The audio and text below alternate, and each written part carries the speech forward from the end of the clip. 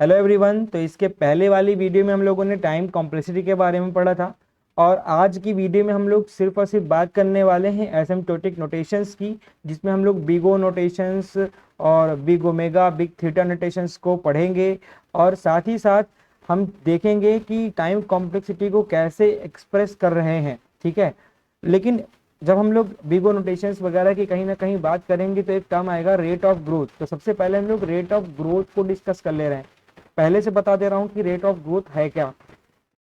तो rate of growth क्या है, जब कभी भी हम क्या करेंगे, जिस रेट से, समझना, जिस रेट से रनिंग टाइम इंक्रीज करेगा, जिस रेट से रनिंग टाइम इंक्रीज करता है as a function of input, मतलब इनपुट के इंक्रीज करने से जिस रेट से हमारा रनिंग टाइम इंक्रीज कर रहा है, रनिंग टाइम ग्रो कर रहा होता है, उसी को हम लोग बोलते हैं द रेट ऑफ ग्रोथ। क्या बोलते हैं? Rate of growth. तो मैं यहाँ लिख दे रहा हूँ रेट ऑफ ग्रोथ क्या है।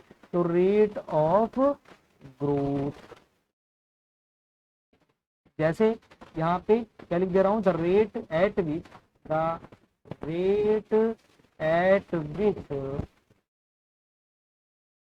Which the running time the running time increases as a function of input, function of input is called rate of growth, is called rate of growth।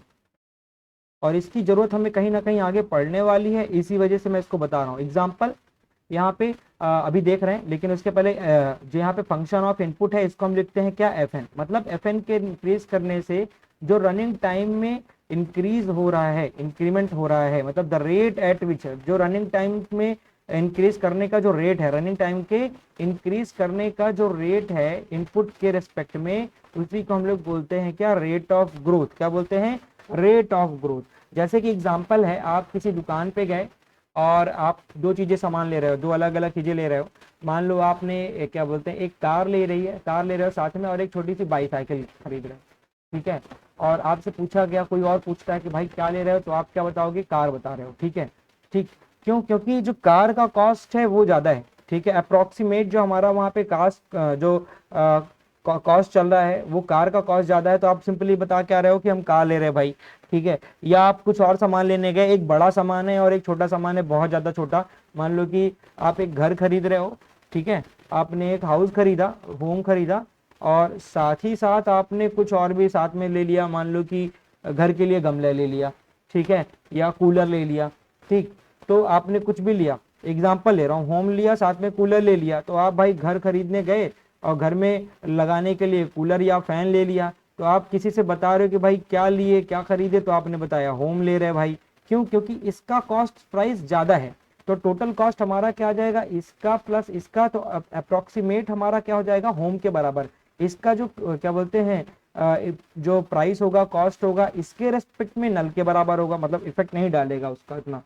ठीक है, उसी तरह से अगर हम किसी इक्वेशन की बात करें, पॉलिनोमियल इक्वेशन की बात करें, जैसे कि मान लो एग्जांपल आपने लिखा 5n स्क्वायर प्लस n। अब अगर इस पॉलिनोमियल में देखा जाए तो n की ये वैल्यू से ज्यादा ये वैल्यू क्या करेगी, ज्यादा इफेक्ट डालेगी, क्योंकि इसकी डिग्री हमारी ज्यादा है। क्या है? डिग्री ज्यादा है। ठीक है, तो क्या होगा, अगर n की वैल्यू आप 1 रखते हो और यहाँ पे n की वैल्यू अगर आप 1 रखते हो, तो ये कितना हो जाएगा, 1 पे इफेक्ट नहीं डालेगा। ठीक है, n स्क्वायर यहाँ पे क्या है, अब मान लो ये एक दो चीजें हैं, n की वैल्यू तुमने 1 ली तो यहाँ 1 हुआ, यहाँ भी 1 हो जाएगा। लेकिन n की वैल्यू जब 2 लोगे तो ये 2 होगा, लेकिन ये 4 हो जाएगा। ये 3 लोगे, ये 3 होगा, लेकिन ये कितना हो जाएगा, 9 हो जाएगा। ये 4 लोगे, ये कितना हो जाएगा, 16 हो जाएगा। तो इसकी डिग्री जो है वो हाई होने की वजह से इसमें क्या हो जा रहा है, इनपुट साइज इंक्रीज करने से इसकी वैल्यू बढ़ती चली जा रही है। ठीक है, तो इसी को हम लोग बोलते हैं rate of growth. Rate of growth किसका ज्यादा है, इसका ग्रो ज्यादा है, इसका कम है। ठीक है, तो इसको बोलते हैं हम लोग रेट ऑफ ग्रोथ, और कहीं ना कहीं ये टर्म हमारा यूज होने वाला है आगे, इस वजह से मैं इसके बारे में डिस्कस कर रहा था। तो जब हम लोग कॉम्प्लेक्सिटी के रेस्पेक्ट में इन सब की बात करते हैं, रेट ऑफ ग्रोथ की बात करते हैं, तो हमारे पास कुछ टर्म्स हैं जो यूज होंगे, जैसे कि मैं कुछ अभी बता दे रहा हूँ और आगे कैसे इन चीजों को निकालेंगे हम लोग देखेंगे।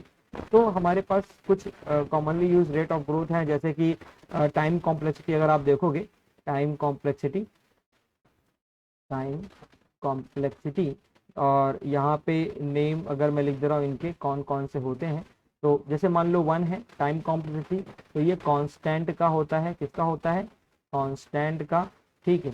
और जैसे कि मैंने लिंक्ड लिस्ट बताया था, लिंक्ड लिस्ट में जब आपको नंबर ऐड करना था इनिशियल आगे इन फ्रंट पे, तो वहाँ पे जो उसका टाइम कॉम्प्लेक्सिटी होगा वो 1 होगा, ठीक है, कांस्टेंट टाइम होगा। इस तरह से लीनियर होता है, ठीक है, जो हम लोग n लिखते हैं, n क्या हो जाएगा, लीनियर के लिए होता है, ठीक है, लीनियरली ग्रोथ कर रहा है, जैसे जैसे रेस्पेक्ट में आपका n की वैल्यू इंक्रीज कर, मतलब नंबर ऑफ इनपुट्स इंक्रीज कर रहे हैं, वैसे वैसे टाइम इंक्रीज कर रहा है, तो वो हमारा लीनियर टाइम होता है, ठीक है। फिर उसके अलावा हमारे पास n स्क्वायर है, ठीक है, n स्क्वायर जिसमें हम लोग क्वाड्रेटिक बोलते हैं, ठीक है। इस तरह से बहुत सारे क्या कुछ गिने चुने हैं जिनको हम लोग यूज करते हैं, क्वाड्रेटिक। फिर लॉग n है, लॉग n होता है, लॉग n होता है हमारा लॉगरिथमिक टाइम कॉम्प्लेक्सिटी का नाम है ये, ठीक है, लॉगरिथमिक। और बात करें तो इस तरह से होता है हमारा n log n, n log n, n log में लीनियर एल्गोरिथमिक, तो लीनियर एल्गोरिथमिक, इनको हम लोग कैसे निकालते हैं हम लोग आगे डिस्कस करेंगे, लेकिन अभी हम समझ रहे हैं कि कौन कौन से, मैं सिर्फ नाम बता रहा हूँ, ठीक है। इस तरह हमारे टाइम कॉम्प्लेक्सिटी और इनके नेम है कुछ इस तरह से। हमारा 2 to the power n होता है, एक्सपोनेंशियल ग्रोथ होती है। फिर n क्यूब होता है, क्यूबिक होता है वो, ठीक है। तो अलग अलग होंगे, इनको हम लोग डिस्कस करेंगे बाद में, लेकिन उससे भी पहले हम लोग देखेंगे अब टाइप्स ऑफ एनालिसिस। हमारे पास जो एनालिसिस है, एनालिसिस करने के कितने तरीके हैं, मतलब किस किस तरीके से हम लोग एनालिसिस कर रहे हैं। तो टाइप्स ऑफ एनालिसिस में हम लोग क्या है देखेंगे, टाइप्स ऑफ एनालिसिस। जब हम लोग एल्गोरिदम का एनालिसिस करने जाएंगे तो कोई एल्गोरिदम कैसा है, ठीक है, तो वहां पे 3 टाइप्स का एनालिसिस होगा, ठीक है। पहला हमारा जो एनालिसिस होगा, दूसरा एक एनालिसिस होगा, एक और तीसरा एनालिसिस होगा। जो पहला एनालिसिस हम कर रहे हैं वर्स्ट केस एनालिसिस, ठीक है, वर्स्ट केस एनालिसिस। दूसरा हम जो ले रहे हैं वो है best case analysis, best case. और थर्ड होता है हमारा average case, average case analysis, ठीक है। अब यहाँ पे टाइप्स ऑफ एल्गोरिदम, यहाँ पे types of analysis worst case, best case और एवरेज केस किस आधार पर बांटा गया है। तो हमको जब किसी एल्गोरिदम को एनालाइज करते हैं तो उसका परफॉर्मिंग टाइम देखते हैं। तो जिसका, मान लो कि कोई एल्गोरिदम ऐसा है जो बहुत कम टाइम ले रहा है किसी एल्गोरिदम को रन करने पर, ठीक है, और आपके इनपुट साइज पर हमारा क्या हो रहा है, एल्गोरिदम टाइम कम ले रहा है, ठीक है। तो इनपुट साइज इंक्रीज कर रही है और टाइम हमारा उतना ही चल रहा है, या इनपुट साइज इंक्रीज करने पर उसका टाइम लगा बहुत ड्रास्टिकली इंक्रीज नहीं कर रहा है, तो उस केस में हमारे पास क्या हो जाएगा कि अगर जो एल्गोरिदम हमारा क्या करेगा, सिंपल है कि जो एल्गोरिदम हमको कम टाइम में, ठीक है, कम टाइम परफॉर्मिंग जो उसकी होगी बहुत अच्छी होगी, तो वो हमारे लिए बेस्ट केस में होगा।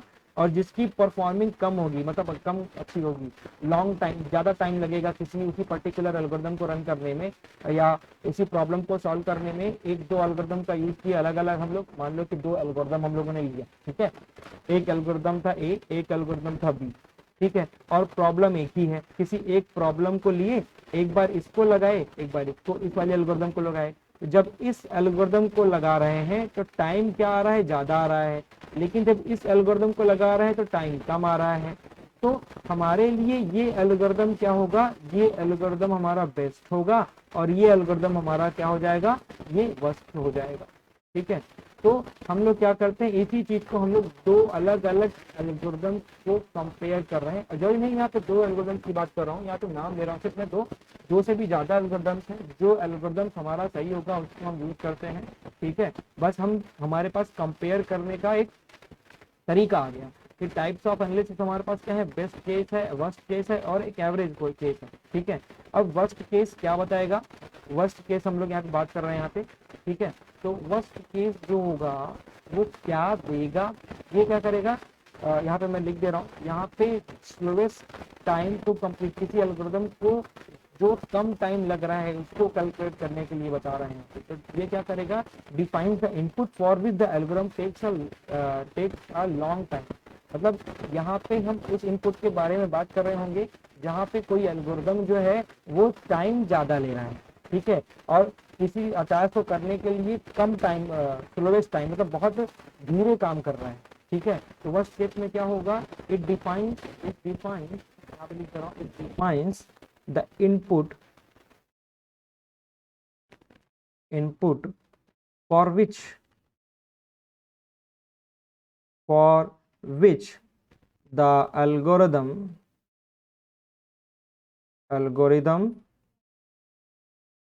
takes a long time, bracket में आप लिख सकते हो slowest time to complete,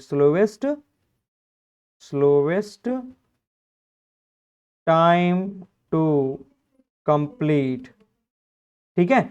best case की बात करेंगे तो बेस्ट केस में क्या होगा, लीस्ट टाइम लेगा, defines the input for which the algorithm takes least time to, ठीक है, लीस्ट टाइम, सिंपल। तो यहां पे मैं लिख दे रहा हूं डिफाइंस द इनपुट फॉर विच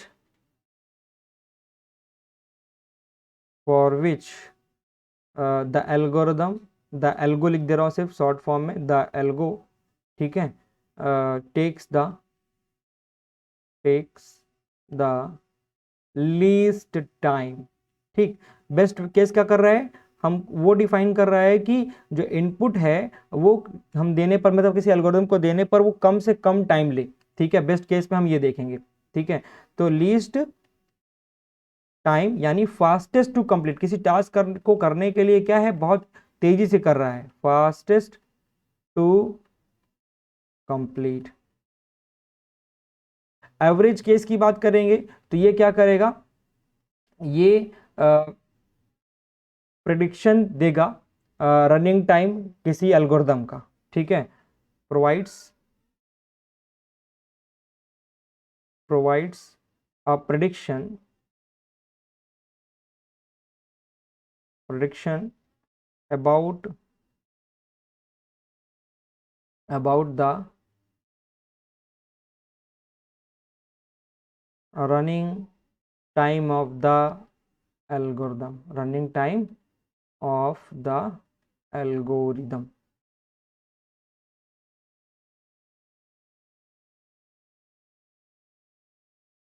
ठीक है। इसमें क्या करेंगे, हम किसी एल्गोरिदम को बहुत बार रन करेंगे, ठीक है, डिफरेंट डिफरेंट इनपुट्स देंगे, ठीक है, और उसको चेक करेंगे, जनरेट करेंगे, उसका मतलब इनपुट टाइम देके टाइम देखेंगे कि टोटल रनिंग टाइम क्या है, फिर हम उससे कैलकुलेट कर लेंगे कि किसी भी, जो हमने क्या किया कि जो एल्गोरिदम पे काम किया अलग अलग इनपुट्स दे करके उसका एवरेज निकाल लिया, इनपुट डिफरेंट डिफरेंट इनपुट दे करके उनका एवरेज निकाल लिया, तो वो हमारा एवरेज केस होगा, ठीक है। और जितनी भी नंबर ऑफ ट्रायल्स, मतलब जितने भी हम लोग ट्रायल्स उस पर किए, जितने भी इनपुट्स कितनी बार हम लोगों ने चलाया अलग अलग दे करके उससे डिवाइड कर देंगे, तो हमारा क्या आ जाएगा, एवरेज केस आ जाएगा, ठीक है। यहाँ पे जो क्या बोलते हैं इनपुट होगा वो हम लोग रैंडमली देंगे, ठीक है। और यहाँ इन दोनों की बात करें तो यहाँ पे हम लोग क्या करेंगे कि इनपुट वो वाला लेंगे, इनपुट कोई भी ऐसा इनपुट जहाँ पे एल्गोरिदम बहुत स्लो रन कर रहा होगा, मतलब input is the one for which the algorithm run slowest. यहाँ पे इस केस में, वर्स्ट केस में क्या हो जाएगा, वहाँ उस इनपुट की बात कर रहे होंगे जहाँ पे हमारा जो एल्गोरिदम है वो स्लो रन कर रहा होगा, यहाँ पे फास्ट रन कर रहा होगा। और यहाँ पे क्या करेंगे, इनपुट रैंडम देंगे, ठीक है, और कैसे दे रहे हैं वो बता दिया मैंने, ठीक। तो इस पूरी चीज़ को देखने के बाद हमारे पास तीन चीज़ें आई, ठीक है। एक क्या आया, एक आया हमारे पास यहाँ पे लोअर बाउंड, एक आया अपर बाउंड, और ये आया क्या, एवरेज टाइम, ठीक है। जब हमको एवरेज टाइम निकालना है तो हम लोगों ने देखा लोअर बाउंड और अपर बाउंड इन दोनों का एवरेज निकाले, ठीक है, नंबर ऑफ इनपुट्स दे करके, तो हमारे पास क्या आ गया, उसका केस आ गया, मतलब जो भी मतलब रन टाइम आ गया, ठीक है। अब यहाँ पे क्या है, इसको मैं एक फॉर्मूला लिख रहा हूँ यहाँ पे, लोअर बाउंड। अब ये लोअर बाउंड जो अपर बाउंड है यही को हम डिस्कस करेंगे नोटेशंस में, एसिम्प्टोटिक नोटेशंस में जब डिस्कस करेंगे बिग ओ बिग थीटा, तो वहां पे इसी की बात कर रहे होंगे हम लोग। तो एवरेज टाइम लेस देन और equal to upper bound, upper bound, clear है यहां तक?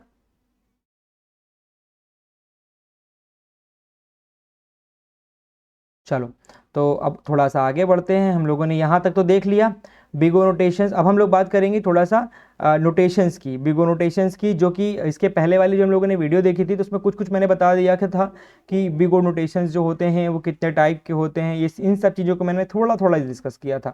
ठीक है, सिर्फ नाम नाम डिस्कस किया था। तो आज हम लोग थोड़ा सा और आगे बढ़ेंगे और आगे की चीज़ें देखेंगे कि क्या क्या चीज़ें हैं। ठीक है, अब यहाँ पे जैसे मैंने कभी एग्जांपल लिया था कि मान लो हमारे पास कोई एल्गोरिदम है, यहाँ पे एक एफ एन है, इनपुट साइज यहाँ पे फंक्शन ऑफ एन दे रहा हूँ मैं, और यहाँ पे एक एन स्क्वायर प्लस टू कर रहा हूँ, और एक एफ एन है यहाँ पे एन इज इक्वल्स टू, तो एन प्लस टू है। अब इसमें से अगर आपको बोला जाए कौन सा ज़्यादा बेटर है, तो यहाँ पे देखो, यहाँ पे इस एल्गोरिदम को चेक करो, तो यहाँ पे एन की वैल्यू अगर मैं रखूँ वन, एन की वैल्यू वन रखूंगा तो आप देखो कि एन की वैल्यू यहाँ पे आ रही है एन प्लस टू, यानी one plus two, sorry n का स्क्वायर, वन का स्क्वायर, और इसको सॉल्व करोगे तो ये हमारे पास one plus two is equal to three आएगा। लेकिन जैसे ही आप यहाँ पे एन की वैल्यू टू रखोगे तो ये टू का स्क्वायर प्लस टू, और यानी कि ये कितना हो जाएगा, four plus two is equals to six हो जाएगा। ये कांस्टेंट वाला ज़्यादा इफेक्ट नहीं डालेगा इस पे। तो हमारे पास यहाँ पे क्या हो रहा है, आप देख रहे हो कि ये ज़्यादा इफेक्ट डाल रहा है, यानी एन स्क्वायर इफेक्ट कर रहा है। अब यहाँ पे देखो, अगर इस वाले केस में देखोगे तो n की वैल्यू हम वन रखेंगे तो one plus two is equal to three आएगा, लेकिन जब हम टू रखेंगे तो two plus two is equal to four आएगा, थ्री रखेंगे three plus two is equal to five आएगा। तो हमारे लिए इसमें रन टाइम ज़्यादा लग रहा है, और इसमें run time input size increase करने पे क्या होगा, कम हो जाएगा। ठीक है, तो हमारे लिए बेटर कौन है, ये वाला। तो हमारे लिए वर्स्ट केस कौन क्या हो गया, तो ये वाला हमारे लिए हो जाएगा वर्स्ट केस, वर्स्ट केस, और ये क्या हो जाएगा, बेस्ट केस, बेस्ट केस। ठीक, क्लियर? अब इन्हीं best case, average case and worst case के लिए हम लोग एक्सप्रेस कैसे करेंगे कि कोई जो टाइम कॉम्प्लेक्सिटी है या जो हमारा एल्गोरिदम है वो बेस्ट है, वर्स्ट है, एवरेज है, इनको हम लोग डिनोट कैसे करेंगे, एक्सप्रेस कैसे करेंगे। तो उस एक्सप्रेशंस के लिए हम जो मैंने बताया ना कि लोअर बाउंड अपर बाउंड, ठीक है, कि अगर हमारा वर्स्ट केस देखना है तो हम लोग अपर बाउंड देख रहे हैं, और जब क्या बोलते हैं उसका बेस्ट केस देखना है तो हम लोग लोअर बाउंड देख रहे हैं। तो इस अपर बाउंड और लोअर बाउंड को हम लोग एक्सप्रेस कैसे करेंगे यहाँ पे, तो हमें तीन केसेस की नीड हो रही है, ज़रूरत पड़ रही है। तो हम यहाँ, क्योंकि एक एवरेज केस भी है, तो इन्हीं चीज़ों को, लोअर बाउंड अपर बाउंड को रिप्रेजेंट करने के लिए नोटेशंस बनाए गए। ठीक है, हम अब उसी की बारे में डिस्कस भी करेंगे। कौन कौन से नोटेशंस बनाए गए वहाँ पे, तो एक बना बिग ओ नोटेशन, जो कि मैं पहले बात किया था, क्या बोला था मैंने, जो एसिम्प्टोटिक नोटेशंस की बात करोगे आप तो वहाँ पे जो हमारे नोटेशंस हैं उनको मैं दिखा दे रहा हूँ यहाँ पे थोड़ा सा। यहाँ पे एसिम्प्टोटिक नोटेशंस जो हैं वो कौन कौन से हैं, एसिम्प्टोटिक नोटेशन, इसमें कौन कौन से हैं, big O, big omega and big theta. किसका किसका, big O, big omega and big theta. ये हमारे पास तीन अलग अलग नोटेशंस हैं, और बिग ओ नोटेशंस क्या करेंगे, बिग ओमेगा नोटेशन क्या करेगा, बिग थीटा नोटेशन क्या करेगा, इनकी बात कर लेते हैं। ठीक है, तो देखो, जब हम लोग बिग ओ नोटेशंस की बात करते हैं तो बिग ओ नोटेशन जो होता है वो टाइटर अपर बाउंड देता है, हमें क्या देता है, टाइटर अपर बाउंड देता है किसी फंक्शन का। ठीक है, तो जनरली हम इसको रिप्रेजेंट कैसे करते हैं, इस वाले को हम लोग बिग ओ नोटेशंस की बात करने जा रहे हैं। तो बिग ओ नोटेशन में यहाँ लिख दे रहा हूँ, बिग ओ नोटेशन, इसको हम लोग ऐसे लिखते हैं, बिग ओ नोटेशन। ठीक है, तो जनरली हम लोग अगर इसको डिस्कस करेंगे तो मैंने बताया कि बिग ओ नोटेशन क्या देगा, टाइट अपर बाउंड देगा। ठीक है, तो मैं इसको यहाँ पे लिख देता हूँ पहले कि this notation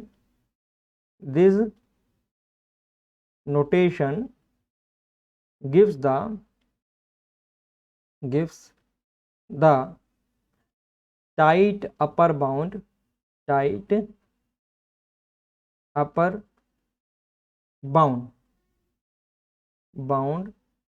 of the given function, full stop। ठीक है, तो जो बिग नोटेशंस क्या है वो अपर बाउंड दे रहा है। अपर बाउंड का मतलब कि इसमें हम अगर कोई काम कर रहे हैं, ठीक है, कोई एग्जांपल ले रहा हूं मैं कि आपने क्या करना है, कोई काम, आपको कोई टास्क दिया गया, ठीक है, और मान लो आपको खाना बनाना है, सब्जी बनानी है, ठीक है, एग्जाम्पल ले रहा हूं मैं, सब्जी बनानी है, तो सब्जी बनाने में टोटल आपको 1 घंटे लग रहा है, ठीक है, लेकिन उसी 1 घंटे में आपको नमक डालने में कितना टाइम लगा उस सब्जी में, ठीक है, तो जो नमक डालने में टाइम लग रहा है वो क्या है, वो ना के बराबर है, तो उसकी बात नहीं करेंगे हम, टोटल कितना टाइम लेगा, मैक्सिमम कितना टाइम लग रहा है, तो वो वहां पे देख रहे हैं हम लोग, कहां पे, बिग ओ नोटेशंस में। तो मैक्सिमम टाइम कितना लग रहा है, यानी इसका वर्स्ट केस क्या जा रहा है बिग ओ नोटेशंस का, तो वो हमारा हो जाएगा जो मैक्सिमम टाइम लग रहा होगा वो हम बताएंगे किसमें, बिग ओ नोटेशंस में, ठीक है। जैसे कि मान लो अभी पॉलिनोमियल की बात किया था, तो वहां पे अगर मैंने एक इक्वेशन लिखी है n² plus n⁴ n⁴ plus n, अब ये n इस पे इफेक्ट नहीं डालेगा, लेकिन सबसे ज्यादा ड्रेस्टिकली इफेक्ट कौन डालेगा, ये वाला डालेगा, इसकी डिग्री कौन हो जाएगी, n6। तो n जो 6 है ये हमारा क्या है, अपर बाउंड है, क्या है, अपर बाउंड, इसी में सबसे ज्यादा टाइम लगने वाला है, बाकी सब तो हमारे लिए कुछ नहीं हो जाएंगे, ठीक है। अगर हम कोई एल्गोरिदम लिख रहे हैं तो उसमें जो सबसे मैक्सिमम टाइम होगा वही इफेक्ट डालेगा उस पर, उसी एल्गोरिदम पे। तो जो मैक्सिमम टाइम होगा हम लोग उसको कैलकुलेट कर रहे हैं किसके हेल्प से, बिग ओ नोटेशंस के हिसाब से। तो this notation gives the tight upper bound of the given function and it denotes by, इसको हम लोग डिनोट करते हैं या रिप्रेजेंट करते हैं कैसे, f of n is equals to o of gn, इस तरीके से इसको रिप्रेजेंट करते हैं।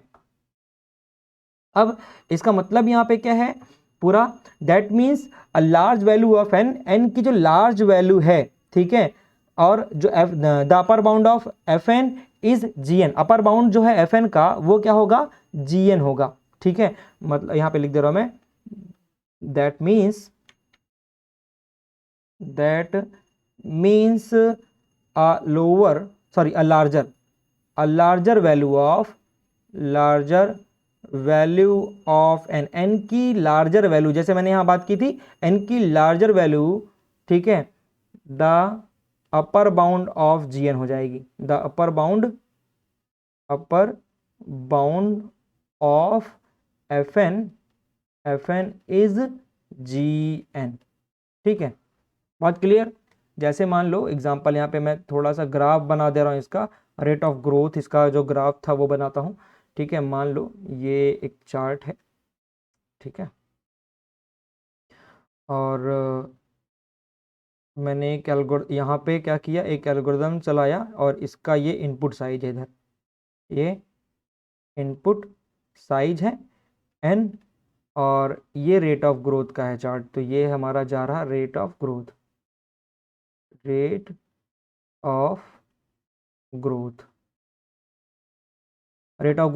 अब अगर मैं बना रहा हूं कोई ग्राफ ऐसा, यहाँ पास से मैंने एल्गोरिदम यहाँ पे चलाया, ठीक है, ठीक, और ये इनपुट साइज का कुछ ये यहाँ कटा और फिर ये चला ऐसे, ठीक है, ये हमारा fn है, ठीक है, इनपुट साइज। अब इनपुट साइज है ये, और ये क्या है हमारा रेट ऑफ ग्रोथ है gn, ठीक। तो यहाँ पे ये जो gn है वो इसका क्या है, अपर बाउंड है, क्या है, इस एल्गोरिदम को चलाने पर, मान लो किसी एल्गोरिदम को चलाया मैंने और उस पर क्या किया, इनपुट साइज इंक्रीज करता गया, यहाँ पे एक चीज आएगी, यहाँ पे आएगा n0।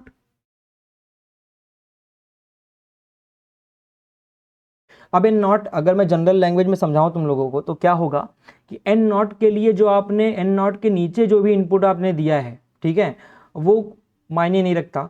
इसके बाद जो ग्रोथ हुई है, यहाँ पे जो कट किए हैं, इसके बाद जो ग्रोथ हुई है, ठीक है, उस एल्गोरिदम को चलाने में, ठीक है, तो वो हमारे लिए काम आएगा। तो मतलब ये n0 डिफेक्ट नहीं डालेगा n0 के नीचे वाली, यानी n0 हमारे लिए थ्रेशोल्ड वैल्यू है, क्या है, थ्रेशोल्ड वैल्यू। इसके बाद जो इंक्रीमेंट हुआ है, हमारा इंक्रीज हुआ है, वो हमारा रेट ऑफ ग्रोथ में आएगा, यानी ये हमारी अपर बाउंड हो जाएगी। बात क्लियर। अब इसका एक एग्जाम्पल लेता हूं मैं, ठीक है, फॉर एग्जाम्पल अगर आपको मैं समझाने की कोशिश करूं तो यहाँ पे अगर आप देखो,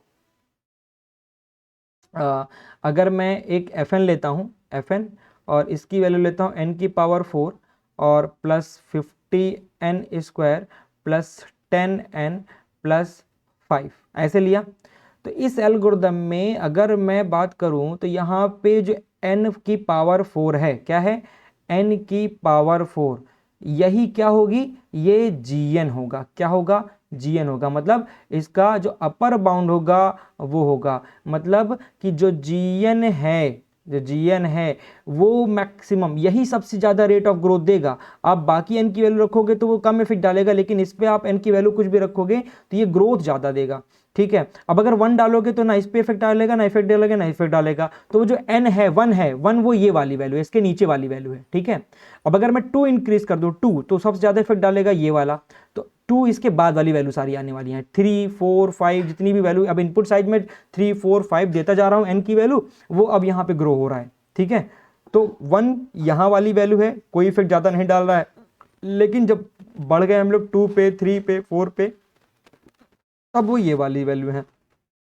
तो जो gn है वो क्या रहा है, दे रहा है मैक्सिमम रेट ऑफ ग्रोथ, यहाँ पे देगा। तो यहाँ पे मैं लिख दे रहा हूं दैट मीन्स gn क्या करेगा, gn gives the maximum rate of growth, the maximum rate of growth, rate of, ठीक है, ग्रोथ, ठीक है, रेट ऑफ ग्रोथ, मैं पूरा लिख दे रहा हूँ, रेट ऑफ समझ जाना, शॉर्ट फॉर्म में थोड़ा लिखा हूँ, ग्रोथ जिसको हम लोग बोल रहे हैं, और किसके लिए दे रहा है, फॉर एफ एन के लिए, ठीक है। और किस पे, at larger value of N की लार्जर वैल्यू पे, ठीक है, एट लार्जर वैल्यू ऑफ, ठीक, क्लियर है यहाँ तक।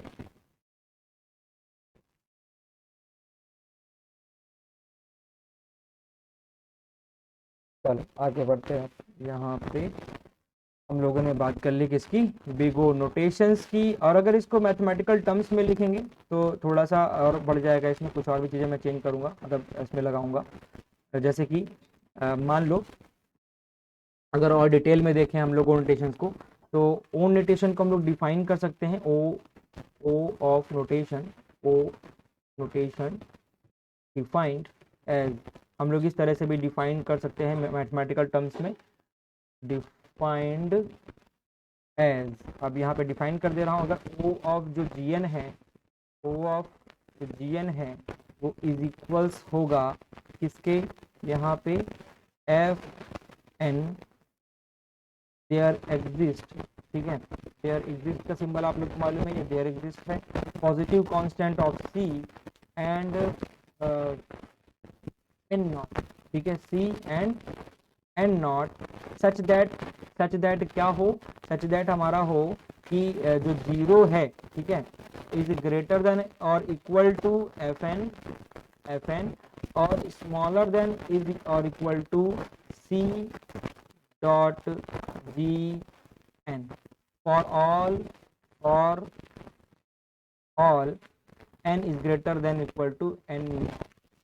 इसके लिए जो एफ एन है, ठीक है, यहाँ पे जीरो एफ एन की वैल्यू होगी या तो जीरो, यहाँ से जीरो और इक्वल टू बड़ी होगी, और जो जी एन है हमारा ग्रोथ ऑफ है और कांस्टेंट यहाँ पे वो क्या होगा, लेस देन होगा एफ एन, ठीक है, ये हमेशा हमारी बड़ी होगी। कौन बड़ा होगा, जी एन हमारा बड़ा होगा कब, एन की वैल्यू होगी, और एन की वैल्यू कब, एन एन नॉट था, एन वैल्यू के लिए एन जो है, एन होना चाहिए, यहाँ पे एन क्या होना चाहिए, एन नॉट से बड़ी वैल्यू होना चाहिए, इसके इक्वल होगी।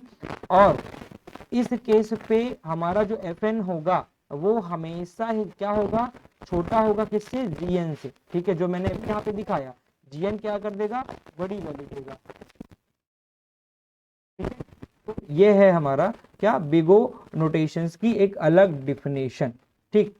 और यहाँ पे जीएन क्या बोला जाएगा, g n is an asymptotic tighter upper bound of for f n, g n क्या बोला जाएगा, g n is an asymptotic upper bound, tight upper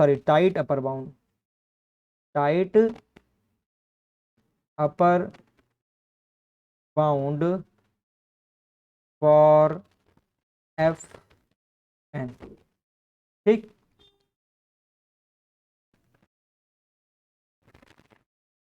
clear है यहाँ तक? चलो, और इसके आगे हम लोग जो बाकी जो टर्म्स हैं जैसे कि बिग थीटा और बिग ओमेगा, इनकी जो बातें हैं हम लोग नेक्स्ट क्लास में करेंगे, बिग ओमेगा और बिग थीटा की।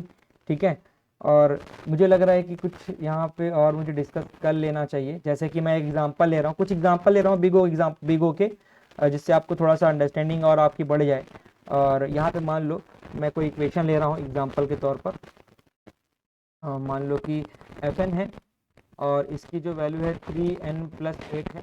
अगर वैसे मैं आपसे बात करूं कि इसका अपर बाउंड क्या होगा, ठीक है, अपर बाउंड क्या होगा, तो कैसे निकालेंगे इसको? मान लो f n equal to 3n+8 दे दिया मैंने, और इसमें बोला find the upper bound, find the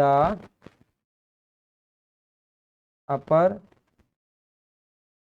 bound for this.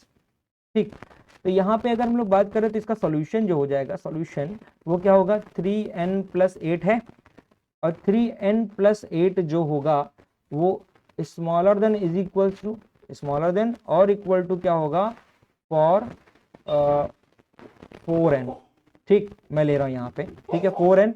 अब यहाँ पे चेक कर लें, for all n is greater than और इक्वल टू 8। 8 क्या है, हमारा कांस्टेंट टर्म है, 8 क्या है, कांस्टेंट टर्म, जो कि n नॉट की बात कर रहा था यहाँ पे, n नॉट। ठीक है, n नॉट, अब यहाँ पे n क्या है हमारा वैल्यू, और यहाँ पे मैंने 4 रखा है, 4 कांस्टेंट टर्म हमारा। ठीक, क्योंकि ये हमारे लिए क्या हो जाएगा, ये n नॉट हो गया। ठीक, ये क्या हो जाएगा हमारा n नॉट, और इसको अगर हम लोग सॉल्व करेंगे तो हमारे पास हो जाएगा 3n+8 इज इक्वल टू, ये O ऑफ n के बराबर होगा क्योंकि हम लोगों ने ले लिया n is greater than equal to n यहाँ पे।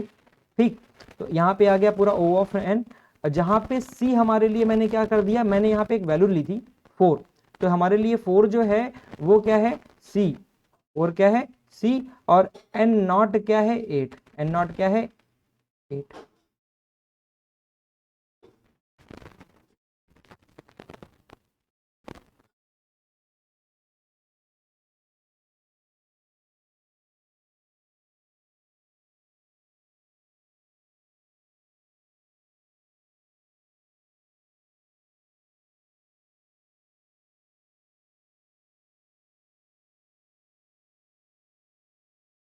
ठीक है, तो ये वीडियो मैं यहीं पे ओवर कर रहा हूँ, बाकी हम लोग ओमेगा नोटेशंस आगे पढ़ेंगे। Okay, bye bye.